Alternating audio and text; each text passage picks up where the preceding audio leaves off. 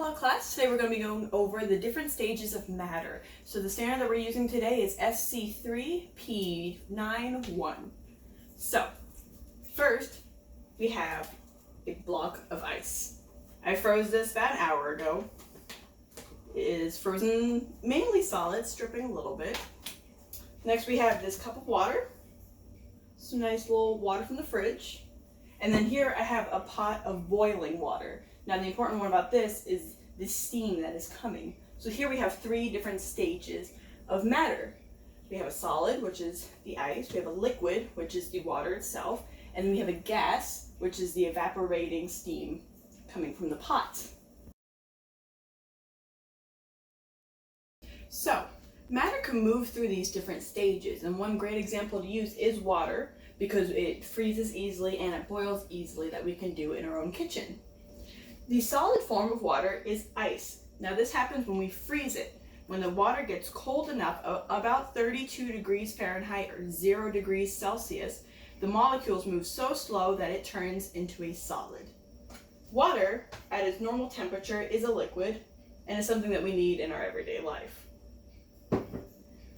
When we boil water, when we bring it up to at least 212 degrees Fahrenheit or 100 degrees Celsius, it begins to boil. When it does so, water evaporates from the top and creates steam.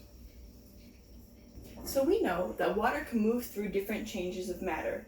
And through these stages, they can move either forwards or backwards. It's like a cycle. If we take this cup of water and we cool it down enough, it's eventually going to freeze and become ice. But if we take this block of ice and we add enough heat, it'll move back to water, and then again it's going to continue to boil to create that water vapor, to create that steam. One important concept is condensation. Condensation is when the water vapor cools down and goes back to water. And I'm going to demonstrate that now. So here I have a pot of boiling water. If I take off the lid, you can see all that steam coming up. Over here, I have a big measuring cup that has ice in it, so it's really cold on the inside. If I hold this over the steam for a little bit and let it sit there, eventually the ice itself is going to heat up because of the steam, and they'll start to melt. See, I'm starting to have some water in there.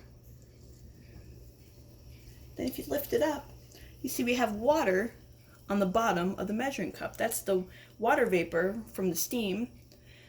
It's cooling down when it touches this cold glass from the ice, and it's condensing back into water. So it's moving from a gas to a liquid. Matter is all around us, and it's constantly changing. The way that we looked at it today, we looked at water. We have our liquid, which is the water that we know and love. We have the solid, which is the ice, which helps keep our drinks cold.